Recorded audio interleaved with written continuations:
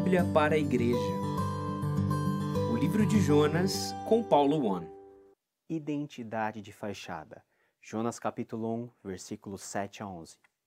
E diziam uns aos outros: Vinde e lancemos sorte, para que saibamos por causa de quem nos sobreveio este mal.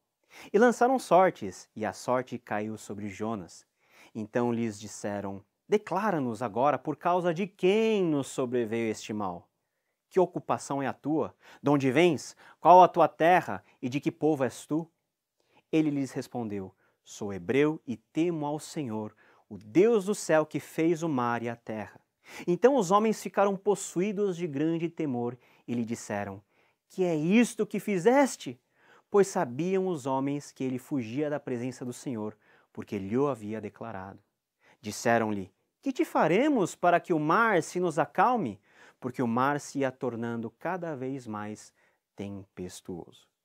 Para tudo na vida queremos achar um culpado ou responsável.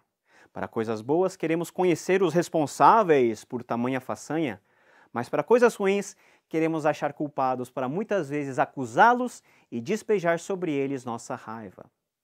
Não foi exatamente isso que aconteceu no Éden, quando numa sucessiva transferência de culpa de Adão para Eva e de Eva para a serpente, o primeiro casal tentou sem sucesso se eximir da culpa da queda que acabavam de experimentar? Como ser humano é o mesmo, foi justamente o que aconteceu na sequência da narrativa de Jonas. Em um dado momento da tempestade, os tripulantes tiveram a brilhante ideia de adivinhar quem era o culpado por aquela situação. Mas àquela altura dos acontecimentos, que diferença faria saber quem era o culpado por aquela tempestade?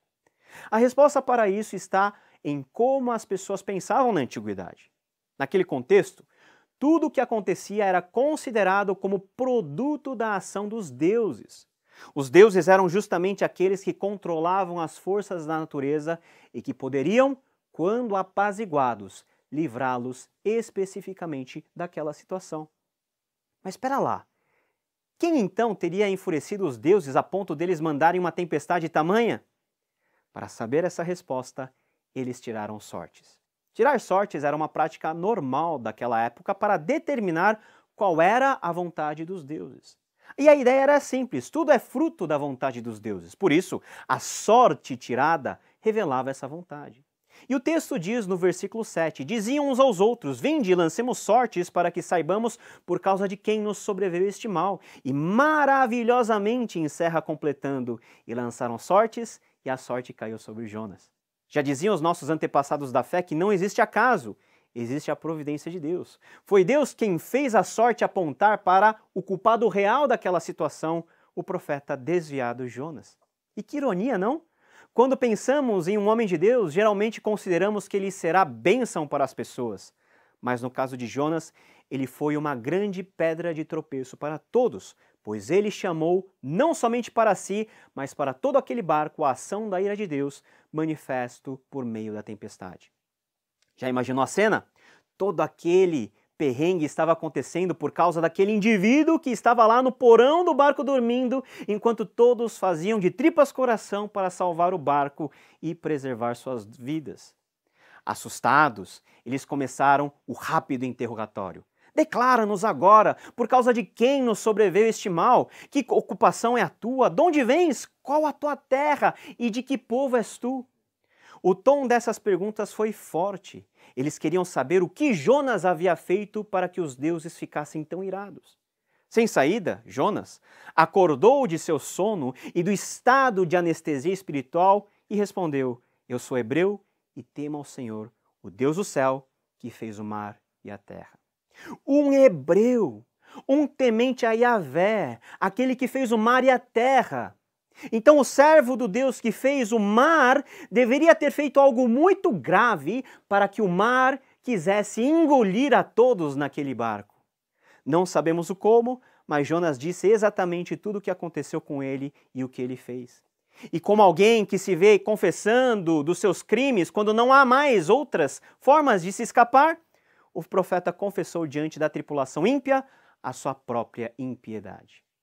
O que nos surpreende nesse texto é a reação da tripulação que não conhecia ao Deus de Israel. diante da confissão de Jonas. Diz o versículo 10 o seguinte: Então os homens ficaram possuídos de grande temor e lhe disseram: Que é isto que fizeste? Pois sabiam os homens que ele fugia da presença do Senhor, porque ele lhe havia declarado. Naquele momento, os corações de todos gelaram abaixo de zero. Eles haviam descoberto não apenas o culpado, mas o grau e a intensidade da transgressão que Jonas cometeu diante do seu Deus. Eles queriam saber e Jonas declarou tudo o que eles queriam ouvir. Enquanto vemos Jonas com um certo grau de frieza e, por que não apatia, percebemos que os marinheiros ímpios, e olha que ironia, eles temeram grandemente por aquilo que Yahvé estava fazendo. Qual é o valor da nossa identidade em Deus? Será que o conhecimento de quem somos em Cristo automaticamente nos leva a viver uma vida alinhada à sua vontade? Jonas, pela sua própria atitude de desobediência e fuga, estava negando aquilo que seus lábios declararam diante de todos. Eu sou hebreu e temo ao Senhor. Mas Jonas realmente temia ao Senhor? Será que se Jonas tivesse realmente temido a Deus, ele teria desobedecido de forma tão descarada para ir para o outro lado de onde Deus queria que ele estivesse? Pela narrativa, o que nos choca é que vemos os ímpios, aqueles marinheiros que adoravam aos mais diversos deuses, comerciantes, provavelmente de procedência fenícia, justamente eles temendo de fato ao Senhor do céu, que fez o mar e a terra. Qual é o valor do nosso ofício ou ministério?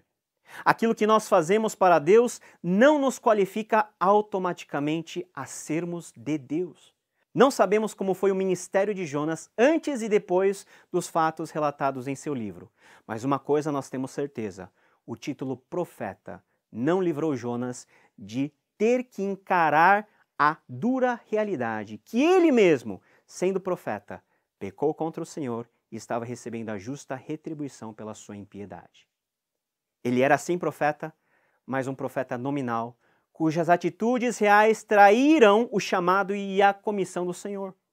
Pela narrativa, o que nos choca mais uma vez é que o ofício de marinheiro teve um valor mais alto do que a do profeta, que afinal era profeta, mas só na aparência.